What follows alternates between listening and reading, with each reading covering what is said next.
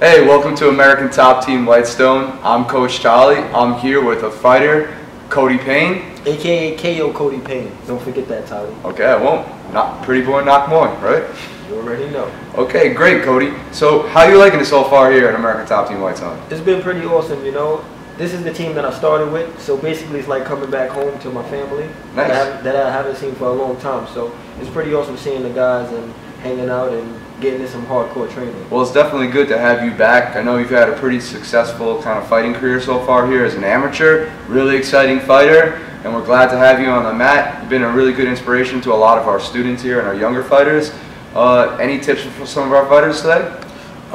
Just basically, the athleticism will come with the training. Also, just keep an eye out for the details. The devil is in the details. So you always want to make sure you're turning your punches over properly and you have your core tight and you're being technical.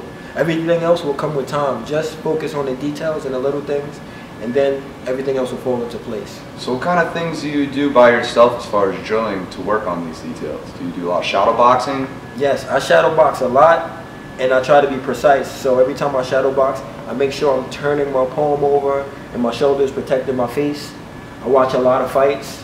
I dissect guys, and I try to make sure my balance and my core is right every time I throw a punch and I'm standing. So you do a lot of research as far as watching fights and stuff like that. Exactly. You always have to be ahead of the curve. The combat sports, MMA, even Muay Thai, it's always evolving so quickly. You have to watch the new guys coming out, and it also gives you creativity, and it gives you new ideas to work on when you go into sparring and everything. Nice. Do you have any type of pro fighters out there right now that you kind of emulate their styles? Did I emulate styles? Or take a little bit more from any other?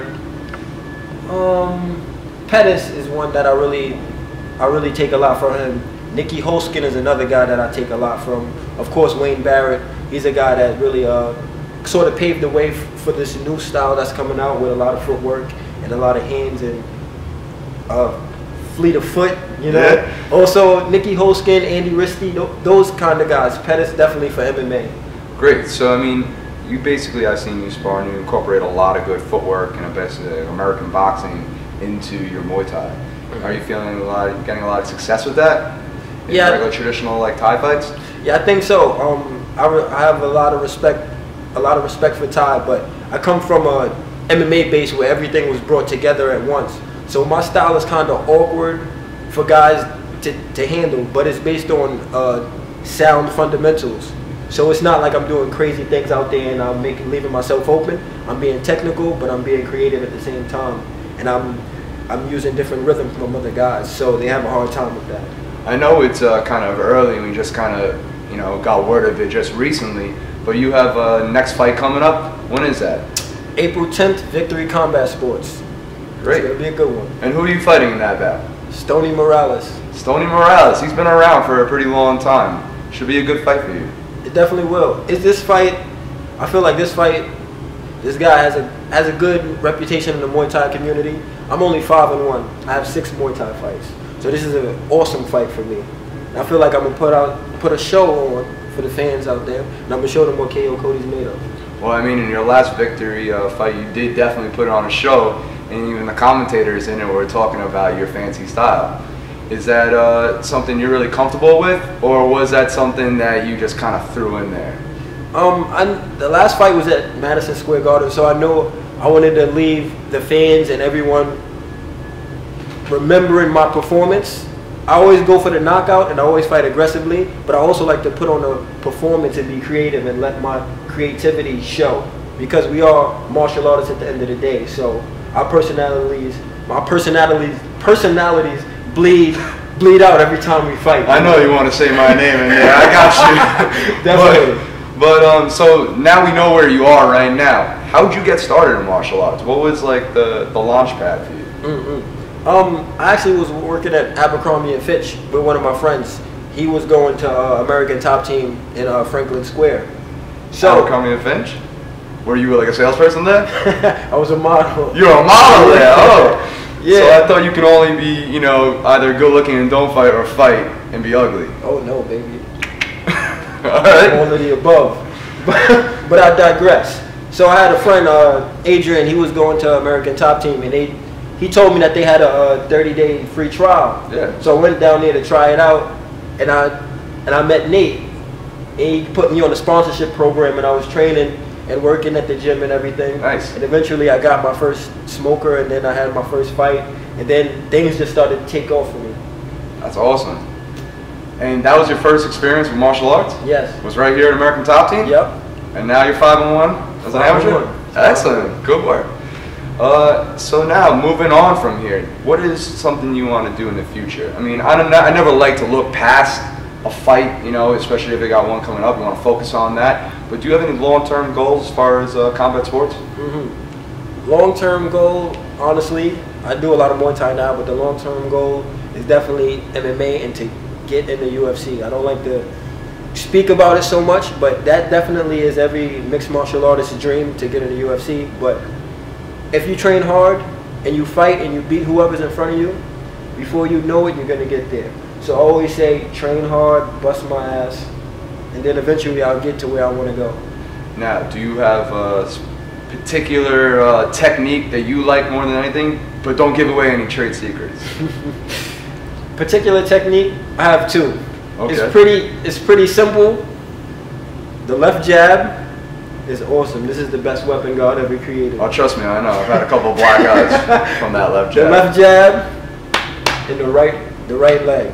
Left jab and the right leg. I could win a fight with just these two techniques. Okay, I guess your opponent's got to do some research and work on those defenses. Definitely.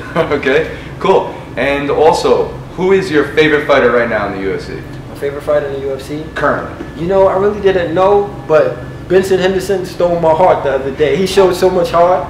Okay. He showed so much heart under adversity, and it really inspired me to show it's the intangibles that wins fights. It's not just you're bigger, stronger, or faster. Sometimes it's having the heart and having a desire to win, and that'll push you through. Now, do you think that having heart is something that you're born with, or can you train that into somebody? It's tough. It's difficult because it's something you have to want more than anybody else. If your coaches want it more than you, you're not gonna have the heart. Your coaches are gonna try to put the battery in your back and inspire you and everything. Yeah. But it's the heart. It's what you have inside of you. You gotta be willing to put your life on the line, and you have to want to win that bad. So I think heart is something you're born with. It's something that you're ready to bet the house on it. You know what I mean? Nice. So to speak. I know recently you've been training with pro fighter Ryan Peterson, one of our mixed martial arts coaches here, formed one as a pro and an undefeated amateur record. So how has that been, you know, kind of having him as a mentor here in the gym and, you know, training with you? When I got back, I was very excited to train with Ryan Peterson because the martial arts community is weird. It's those sleepers. Ryan Peterson is one of the best guys I ever trained with. I trained with a lot of guys. He's one of the best guys, smartest guys, and tons of heart. Yeah. So, and just to pick his brain and be with him on a daily basis, it's awesome. It's going to take me far. Yeah, if there's one thing Coach Ryan had, is that he was always a very cerebral fighter. He loved to like solve puzzles right there in the ring. He was good at making adjustments, and he had like the hardest work ethic out of anybody to see.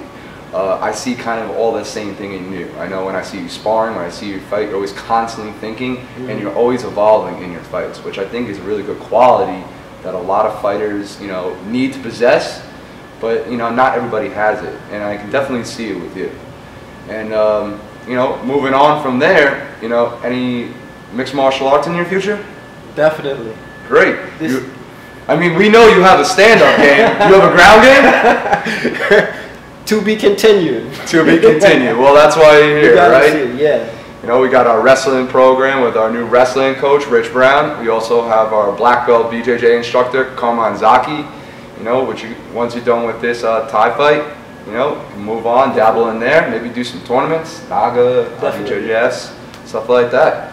All right, well, that was a great interview, Codie. All right, anything you need to say to the fans? This is Kayocodie speaking. Too fast, too pretty, too fast, too deadly. I thank all of you guys for the support and the inspiration. That's what gives me the motivation every day to train and put my life on the line to give you guys a great show. Thank you for supporting me, and see you soon. Okay. Thanks. That was perfect. Thank you. Good shit.